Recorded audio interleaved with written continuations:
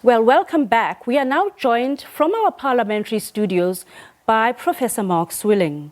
He's the author of a book called The Shadow State, The Politics of State Capture. Welcome, Mark, and good night. Hello, how are you? Hi, Tandeka. Can you please tell us when you started joining the dots and how this led into you finally defining state capture as we know it in South Africa, and why did you embark on such a project? Well, the project was catalyzed by the cabinet reshuffle that took place in March 2017, when Pravim Gordhan and Mcebisi Jonas were fired, and Malusi Gigaba was replaced Pravim Gordhan as the Minister of Finance. And it was very clear that that was the culmination of a strategy of state capture. And we define state capture, distinguish state capture from corruption. Corruption is the activity that takes place between individuals who want to steal money, whereas state capture is more systemic. It's where you actually need control of state institutions to repurpose them, to redirect resources to the benefit of a particular group or network of people that we described as the shadow state. Now, Mark, a professor called Joseph Stiglitz, not Stiglitz, actually won a Nobel Award for economics for his work on defining regulatory capture and its economic effects on consumers and so on. What is the distinction between regulatory capture and state capture? There isn't a fundamental difference. State capture, you could argue, is a precondition for regulatory capture. State capture refers to an organized power elite with a political project to seize control of state institutions, to repurpose them, and that includes the manipulation of regulatory authority and regulations themselves to change the rules of the game, to disadvantage the majority and to advantage a small group who have control of those state institutions. Under what circumstances does state capture happen? I understand from a reading of the World Bank report on state capture that it's societies in transition or societies undergoing economic upheaval or political upheaval that tend to be most vulnerable to state capture. Is that your assessment? No, I would disagree with that.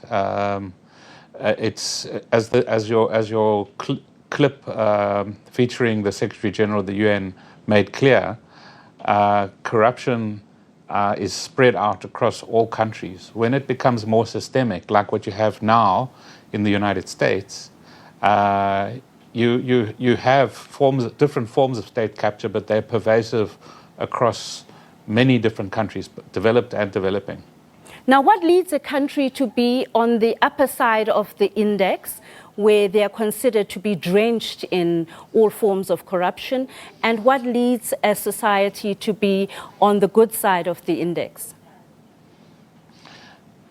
A fundamental factor is leadership, and not just political leadership. It's the leadership in the corporate sector who tend to accept corruption as a basic norm, or what I would call a racket. So, I mean, the kind of state, the abuse of state power is a racket, and it originated in the apartheid years and continued its way through in a slightly different form into the post-94 period.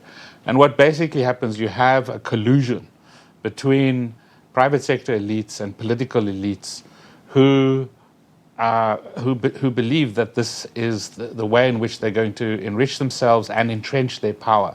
So leadership is a key factor.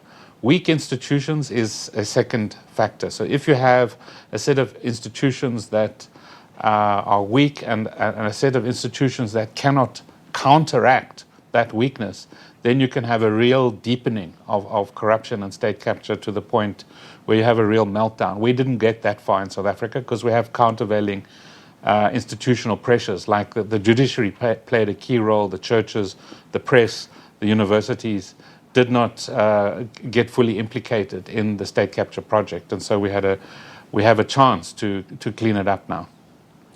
Does inequality, social and economic inequality, play a role in society? Do unequal societies tend to yield themselves to corruption?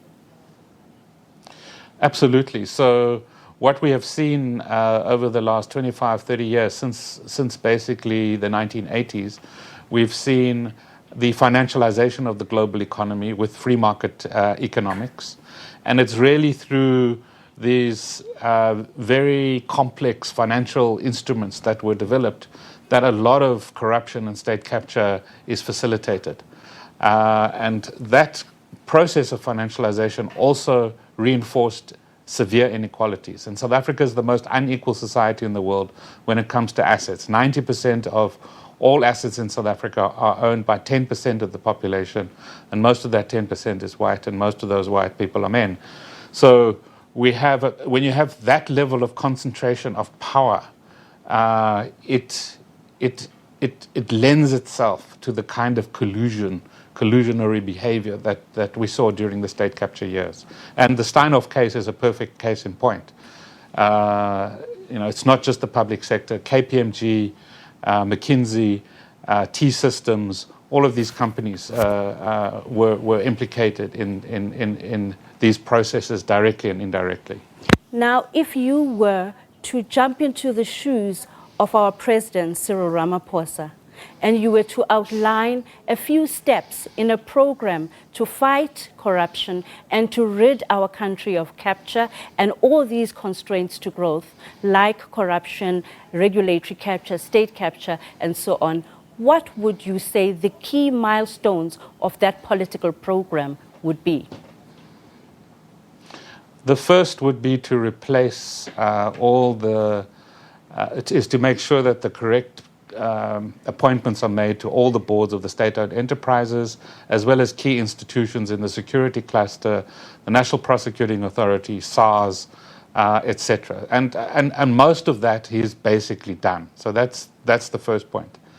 The thing I would do. The second thing I would do is clean up the ANC political leadership and basically not give the state capture forces a foot in the door. And that would mean taking action against those for which there is significant evidence of malpractice and corrupt behavior. And we know who those politicians are and how many of them were on the list and how many of them have been appointed to key positions in Parliament. And quickly, your message to civil society would be? And the message to civil society is get organized again.